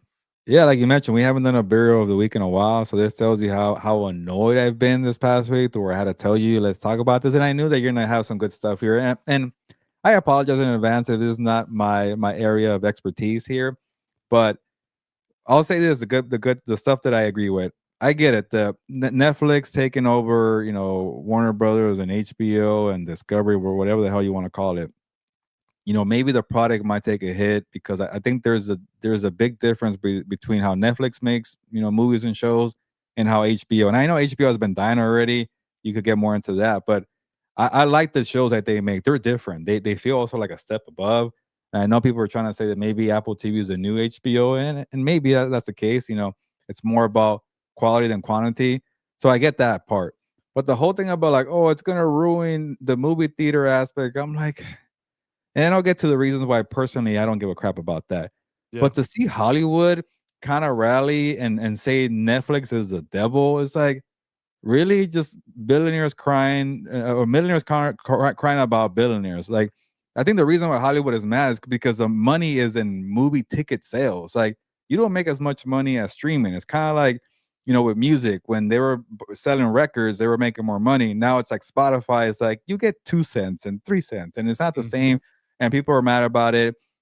So, and I hate that these rich people are telling now the average person who spends all their money at the movie theaters, you should be mad. There's gonna be no more movie theater experience here. You should be upset that we're not making more millions of dollars here. And it's like, why? Like, I'm already paying a shitload of money for Yep. Netflix. Give me movies. Why I'm gonna pay $20 to go to the movies when I know that movie's coming out in 2 weeks, because I'm already spending $20 on Netflix? It's like the whole boxing model, which is so stupid for a long time, where it's like, we're not making the fights you want to see, but everything's going to be 70 $75. And then boxing is like, why is our sport dying? Why is nobody watching? Because you're not giving us fights that we want to see, and you're still asking for $75 for a pay-per-view. You're seeing with UFC and Paramount, they're pivoting, because nobody's watching that crappy streaming platform on Paramount, Yep. because they know they need something that people will go to them. But with UFC, they have a product that people want. There's no stars. There's no big time developing of high profile fights. So we're not paying $75 for a UFC pay per view fight. But you know what? We'll pay $20 if it's on Paramount for the streaming. So it's kind of a win win. Paramount still makes some money back on their platform, because I'm probably going to pay for it now because they got UFC, and UFC is going to get more eyeballs on their product that has no stars since Conor McGregor, and they met in the middle. Why can't we do that with Netflix and the movies, where go out and watch a movie for 2 weeks? Like, why do we have to have it out there for a month? I'm actually pissed off, Vic, that I can't get Knives Out 3 until December 12th. I'm paying $20 on Netflix. Give me the freaking movie right now. Stop showing me the promo. It's going to be out in 2 weeks.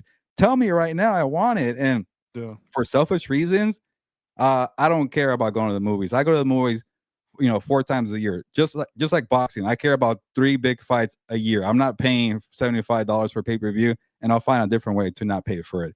So, I don't want to go rub elbows with John and Edward and fighting for space. I'm not trying to get in line with all the mocoso kids trying to get popcorn and whatever candy and pay $20. Don't tell me about the A-list on AMC. I still have to get my ass in line, drive my ass over, deal with a sticky floor, have to go take a piss, and then I missed a freaking scene. I could pause it at home. Like, don't tell me that the TV screen is too big.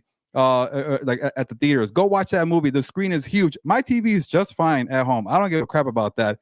And if I really want to go make an effort to go watch a movie, and I can't wait after I spent $20 on Netflix, $20 on HBO, $20 on Hulu, $20 on Apple TV. If I really can't wait 2 weeks, then I will take my ass to the theater. I'm not there for the concession stands. I'm not there for the big screen. It's because I can't wait for the product. So that's 3 or 4 times a year. So don't tell me to pay for Netflix and then tell me to go pay for the movie. So I gave you a bunch of crap there, but the biggest pet peeve is Hollywood telling people, hey, you should be mad. No more movie theater experience like back in the day with your parents. No more going taking your kids to spend $100 and be in line and miss half the movie and you can't even go to the bathroom. Like, Hollywood, shut up. You got mad because Netflix was ahead of the curve. They pretty much were saying, Blockbuster, come bail us out here. And they're beating the crap out of you because you can't be innovative. Fox, Disney, your cycle is broken. Netflix is actually being innovated, and now we're saying this is the franchise is killing everything. Yeah, right. You're just mad because you're getting freaking destroyed when it comes to competition. I'm done. Yeah, so that's a lot to get into there. Yeah. I'll start with, like, I think the reason a lot of people are upset is because whenever you have monopolies like that, you start taking jobs away, right? So it's like, so imagine like you're a B reporter, Gilbert. Like you moved up, right? Like you were like, hey, I want to go in and work at another place because I'm done working here in terms of like I want bigger and better things. And I think you want to have that, if you're an actor, you want competition, right? When you have three companies owning everything, then it takes away from competition. Like you're not seeing movies being made that like we are seeing the same garbage over and over, right? Like you just saw Zootopia 2 make a bunch of money. Like right now, animation is just taking over. Like some of the biggest films right now in the industry are all animation. And so, like you go and see, movies like Sinners.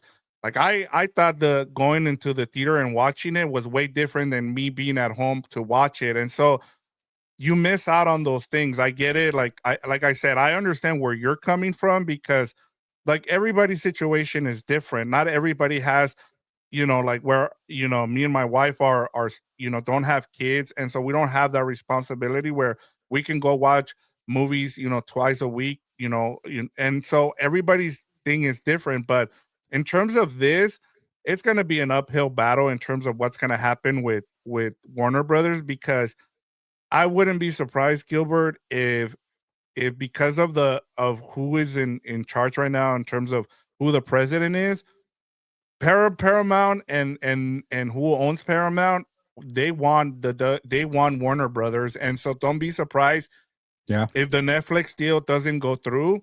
And so you were gonna continue to talk about it, but But in why terms of Paramount better Netflix, than huh? Netflix? I just don't get it. It's the same evil. Yeah. For whatever reason, we're spinning as Netflix as being the worst of all evils. Paramount is just as bad too. Yeah, they're all in the same boat. If I'm being completely honest, for me, is just I just want to be able to go see the best films available, and I want to be able to have filmmakers be able to do that. I want actors to be have more. Like I don't want to keep seeing the same roles for the same actors. Like there should be other dudes being able or women being able to have different roles out there. Like and also like we're in that age right now where you're seeing a bunch of really good directors.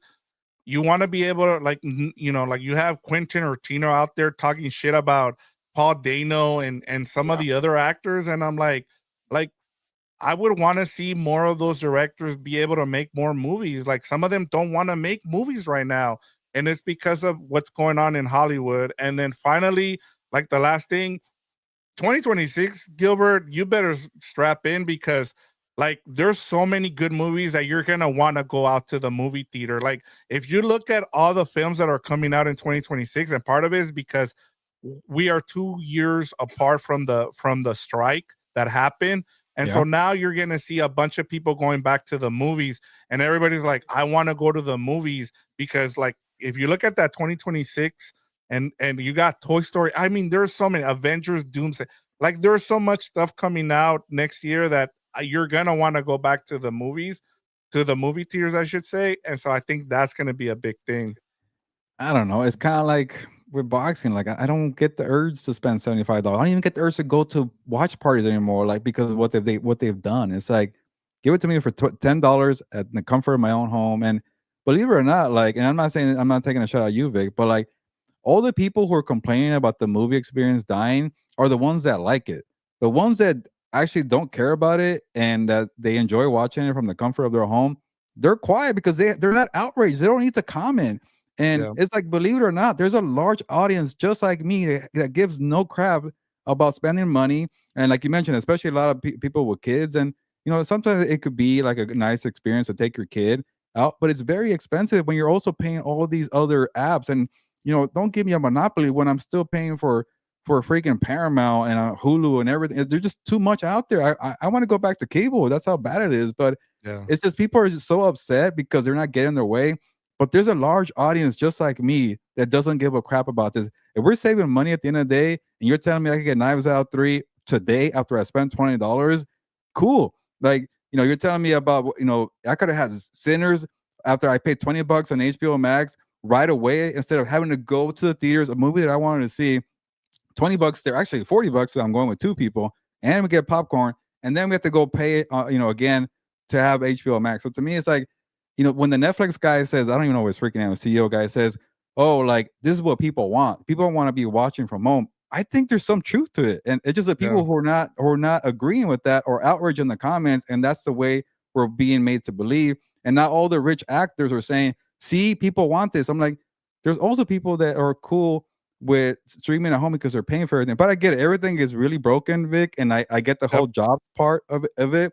And but the freaking Warner Bros. People ruin HBO. Like, it's already screwed up. Like, who's gonna save it? Paramount? I don't have no faith in them. Like, none of those. Like, and this is the other thing too, Gilbert, that's gonna change is, think about sports. Like, there's a lot of people that would rather watch the games at home than, when I have Red Zone, why do I need to go to a game? Like, why do I need to go watch the Chargers at SoFi? Why do I need to go watch the Rams? Like, but it's the experience. You want to be out there with other people. Like to me, one of the best, memories that I have is being able to go watch Endgame, at 4 a.m. in the morning with a bunch of nerds. Like, no one can take that away from me, and having that experience is the same thing. Like, whatever you're into, whether it's, like a sporting event, like the fact that you're able to go tailgate with other people and having that community. If you take that away from people, like you say, hey, we're no longer going to have fans in our stadium.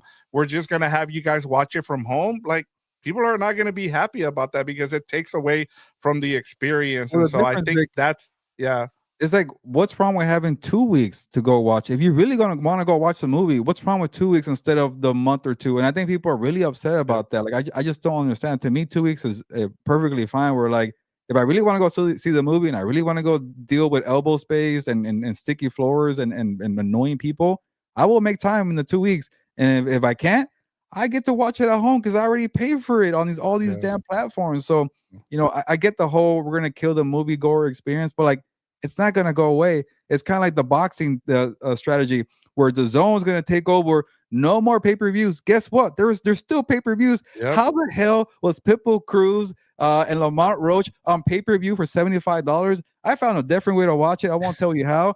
It was a fun fight, not $75 worth. And, that's kind of what it feels like. It's an old model. It's outdated. And Netflix, to their credit, they found a way and they're making bank off it. It's sour grapes all around to me. And I know I'm not the most knowledgeable person here, but to me, it's like, I just want to speak for the people who don't really care about it because everybody's whining about the whole movie experience when it's not going away because there's too much money to be made. That's why boxing is still doing it. And I'm with Hungry Time. I said the problem is these companies trying to make money. We should have both options for real. Like, it's true. Like, just like, and there's that model, like you said. I think eventually all these streamers, everybody is gonna have to evolve. Like, movie theaters. Like, I get it. There should be something for everybody, but you're right. I mean, at the end of the day, like, when you see people complaining out there, like, I just think people take it way too far, and you kind of have to look and meet in the middle, right? Like, there's people that like going and having the theater experience, but there's also people that just want to be at home to watch it. And so that's why I think there should be a month grace where you allow movies to be in movie theaters for about a month, and then or you should have the option, if you want to pay extra, to be able to watch it at home. That's your option. Like, as long as you have the money, you should be able to. But like, we wanted to go watch Knives Out 3 because we heard hey, it's a better experience at the movie theaters. We found like a little ass theater and we went to go see Knives Out. I still haven't spoiled it for anybody. I think it's a great film. It might be better than the first one. Huh? I got 3 more days before I can watch it. Yeah, 3 more days. Yeah. I already paid for it. I was pissed, and I was pissed. Like, we couldn't find a freaking movie theater to go see Frankenstein. I still haven't seen it. I refuse to watch it because like, we couldn't find a movie theater, because that's the other thing. And I think it looks like it's finally changed where Netflix is finally allowing AMC to be able to show their movies. Like, they missed out on so much money, Gilbert, too. Like with what's the animated something Hunters, the animated movie that Yeah, a the bunch of K-pop uh, Demon Hunters. yeah, K-pop Demon Hunters. Like, imagine if they had that movie out, like they would have made so much Yeah, money, but instead they waited and it blew up. Like, you're still able to make like the money that you want, but I would have wanted, if I had a kid or my kid wanted to go and watch it in the movie theater, I wanted that experience. And finally, like when they saw the numbers, they finally agreed to a deal with AMC and they put it in theaters for a limited time. But and then I just saw, like, you're gonna see a bunch of nerds in January, like, and I know Caroline's gonna drag you in January to go see Lord of the Rings, because the Lord of the Rings extended version is gonna oh, be out. And guess what, Gilbert? You're gonna have to go with Caroline I've seen and that sit movie there too for an many extra times. 20 minutes, No. because that's one of your wife's favorite movies, or You know what's soon to be funny? wife. Whenever we watch that freaking what's the Fellowship of the Ring, the first one, Yeah, she makes me watch it, once a month. I always yeah, say, please, not the extended version, not the extended, for the love of God. That's yeah, freaking 4 hours. Just give me the yeah, 2 hours and call it a day. So, and one more thing yeah, here, like, and you might know better than this, but I don't know how many people do this in Hollywood. But whenever I see one saying, I won't do that movie because it's on Netflix. I only do movies that go to the theater. Like, shut up. Like that's jobs right there. You're yeah, passing on it, and it's not gonna go away. It's kind of like the beat reporters and journalism. I refuse to do TikTok. I refuse to do videos on YouTube. yep, Well, you get left behind. And it's like, yep, I know this is a whole different thing, but I didn't feel bad for Kevin Spacey when he's talking about, I'm poor. Nobody's yeah, hiring me anymore. Like, that's your own fault there. yep, Like, there's jobs out there, and these people are too good to take them because it's going straight to TV. Like, shut the hell up. Like, the yep, times are changing and people just don't yeah. get it. Look, Gilbert, like, guess what? One of the number one jobs is out there is Hallmark movies.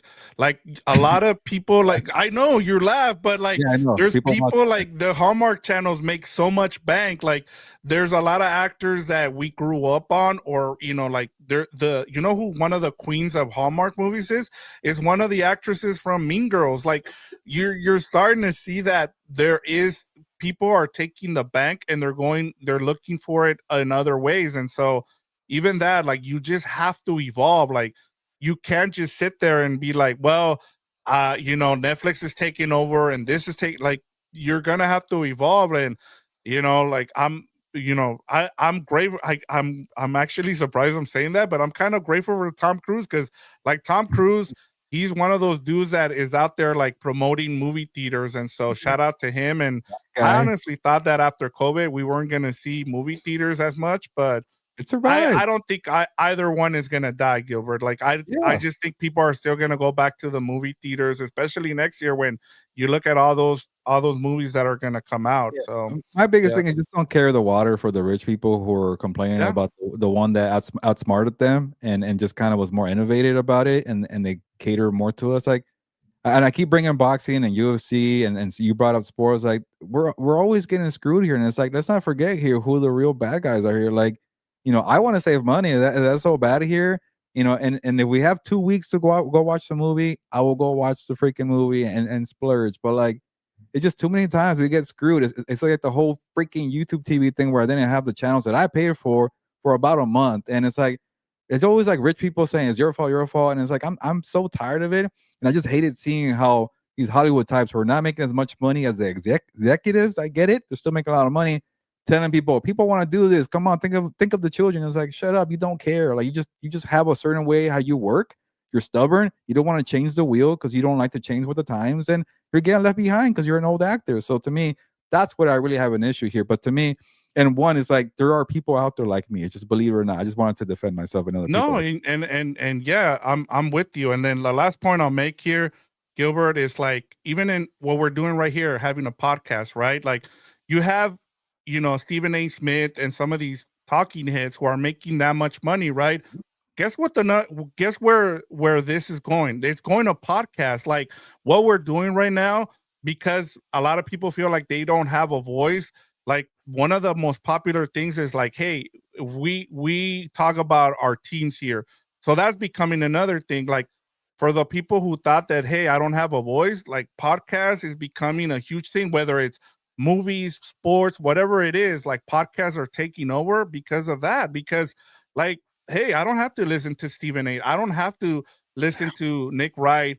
Tell me how I'm supposed to react to something. Like the hot take stuff is kind of going away, and people are more invested in podcasts. And it's the same thing, like with anything. You have to evolve. If you don't evolve, you're gonna get left behind. And so I think that's where the movie theaters needs to look at is like, Yeah. hey, you need to evolve or else you're gonna get left behind. Yeah, we're seeing it in old media in different ways, and especially in sports. Nobody cares about ESPN anymore, and that's why ESPN is hiring the people who already created a brand from themselves. I get it; some of them are former players who already had a brand, but they're bringing in guys like Bussin' with the Boys. They're bringing Pat McAfee, and I think I saw an interview with Bomani Jones, and he said for a long time, ESPN was innovative. Now they ran out of ideas. They're hiring the people who already have the marketing and the branding because they're lazy and they're losing a bunch of money. So now is the time to be creative, like just for not just for people, for movies. Like if you're a creative person and you're saying nobody's opening the door for me, it's now the time. Create a path for yourself. And I think that's what bothers me about this, where like people who've been established in movies or just complaining because things are changing. And I saw that so much with the Twitter journalism world. 10 years ago, old people were so mad, and I'm like, I'm gonna learn. I'm gonna learn Yep. TikTok. Like, there's a reason why we got to evolve. And I hate how the old traditional medias, people operate in the way they think. They always want new ideas, but they never actually take the ideas. And I know we're going to a different topic here, but Yep. hey, Netflix was out there. It put itself out there. It tried something different. They used to sell DVDs for rentals, and Yep. you know, freaking Redbox was doing the same thing. It's just Netflix took it to a whole nother level, and now they're just buying people. I don't like Monopoly either.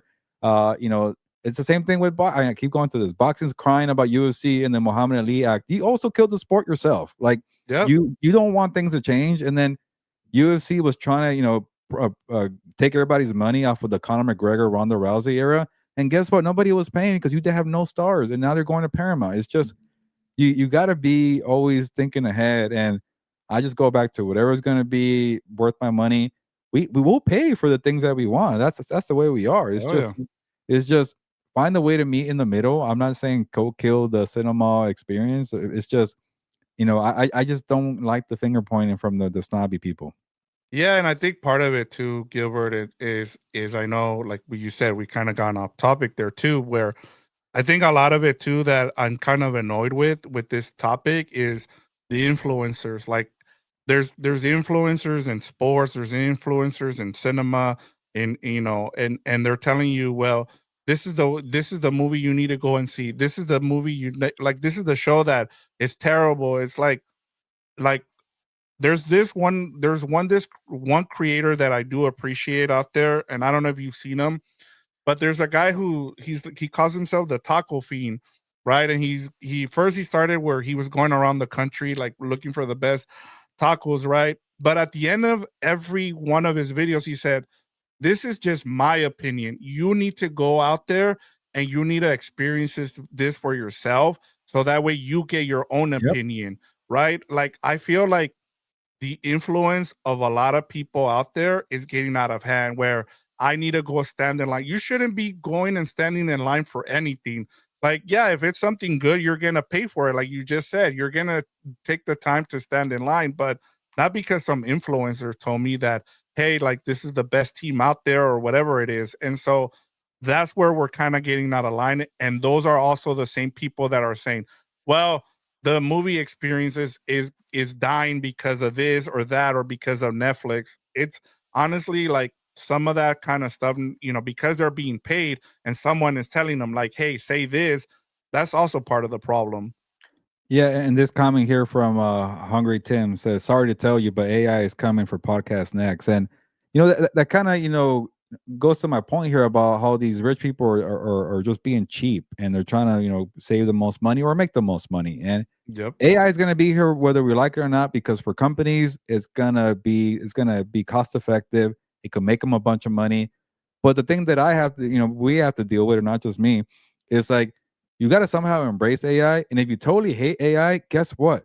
There's a large audience out there, believe it or not, again, that hates AI, and they're gonna watch genuine, authentic, real humans talk. It's your moment. You could find the audience out there, and it's like, Yep. oh, I can't because I don't know how to use AI. People care about this. The world is huge, man. People are gonna find what Yep. they want. Believe it or not, again, people like Stephen A. Smith, but Yep. there's people that hate it. So go with whatever you They hate feel comfortable watch. with. Yeah, hate, and then like just find your audience, and like that's the way it is. That's the thing about and again, it goes back to maybe your point here with the monopoly. It's like media, there's so many options that you create your own avenue, your own audience, and you don't have to do it some rich guy's way. And that's what I love about this time. It's kind of Yep. like this gold rush era of being creative. I know it's saturated the podcast market. I know it's gonna probably go away to AI. I hate AI too. I might lose a job soon, but I'm trying to find different ways here. So I know this conversation is really long, but go Thanks, ahead. Brett Gardner. He says going to be a decent amount of humans out there. I will be one because I'm just here for Vic. Thank you, Yeah, Brett. yeah. But yeah, I mean, Go watch the this is a go good watch movies with Vic. conversation. I mean, You can I didn't start a think we company, spend Vic. almost 20 minutes on here, but I'm with you. I think it kind of like this topic kind of takes you in different ways, and where we are right now in the world, and in the podcast world, I guess, is we're in the same boat. Like, people want to see humans and they don't want to see AI. So you need to find a niche that makes you stand out. Like, and even like Angel says here, there's a podcast for dogs, there's a podcast for everything. And so you just, there's something for everybody. And it's just, you need to find what it is that you like and what makes you feel good about. And for us, it's about like, hey, what makes the compas? It's us. It's being genuine. And so at the end of the day, if you Yeah, find that well said. interesting, then you're gonna like our podcast. And I think that's the biggest thing. Yeah, we just try to keep it real. People might not like what I say, and there's gonna be times where, believe it or not, you might not like what Victor says sometimes. Yeah. But I think you could build a company, Vic, where you go out and find the movies or the theaters that movies are being played at where you can't find them. Like you refuse to watch Frankenstein on Netflix, and you say, Yeah. "Hey, I found the theater over here. Come join me for this experience." I bet you people Yeah. will pay you to be like the movie hunter, and then hey, we'll have a watch together. Like there's a business for that. Like now, I feel like you Yeah. should. I want to invest in where you Yeah. tell people it's like the prohibition era where there's no alcohol. They're showing a Netflix movie at this theater. Come on Yeah. over. Like yeah, it's gonna be a weird time in the next couple Yep. years. Yeah. And I, like you said, I think that's the biggest thing with this topic is being able to evolve. Like, you can't stay behind, man. Like, everything's gonna be, you know, everything's going to continue to change. And if it, that's one of the things too, like when we started, in school at CSUN, like it was one way of doing things, right? Like now we're doing this. Like, I didn't know anything about doing a podcast. I didn't know anything about designing, a podcast and the overlays and doing rundowns and all that stuff. But we've evolved. Like, we've all evolved, Yeah, but we've gotten better at it. And so we're yeah, here. Like, we're what you guys are 5 years in. This is my fourth year with you guys. So yeah. man, you just gotta, like I said, you gotta evolve with the times, or else you're gonna get left behind. And I was like, look, I love talking sports. I still love talking about movies, but if I don't change the approach of what I want to talk about or the way we do things, we're gonna get left behind. Yeah, yeah, I know we gotta go. And last thing here, you got me thinking because man, I felt like the Twitter era was such a scam, and everybody tells you in journalism, you gotta get on Twitter, you gotta post, you gotta post. And then all these companies are like, "Why aren't we getting the views? Because you're giving away all your crap." I was gonna say, I'll say Yep. it. Giving away all your free shit to Twitter. The Yeah. apps are making the money, and it's like, "Oh, we gotta let you off." And I'm like, I just been busting my ass posting on Twitter for people to see for free, and it's like, well, that's what you wanted. Well, no, we don't want that anymore. And for the last 10 years, I kid you not, it's like, how can we get more traffic to our site? And it's like, well, if you tell me to stop spending half my day on social media, I could help you. But it's just Yeah. that's I could do a whole show on media. Maybe we should, Vic. But yeah, Yeah. this is a media episode. When Dan and Fernando are not here, we go off the rails and talk about digital media here. So and Dan and Fernando hopefully will join us next week. They can't be here this week. Consider it a little bit of a bye week for them. They're all good, but we'll get back to them hopefully soon in the near future. But yeah, they'll be back soon.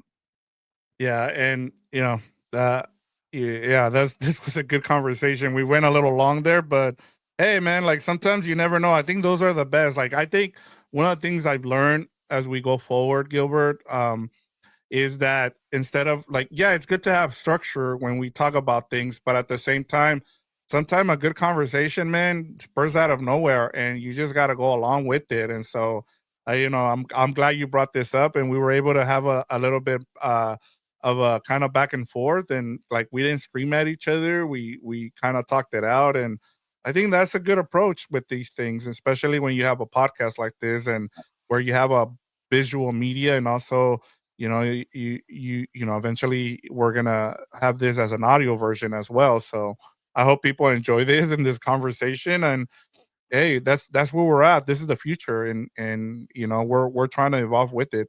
Yeah.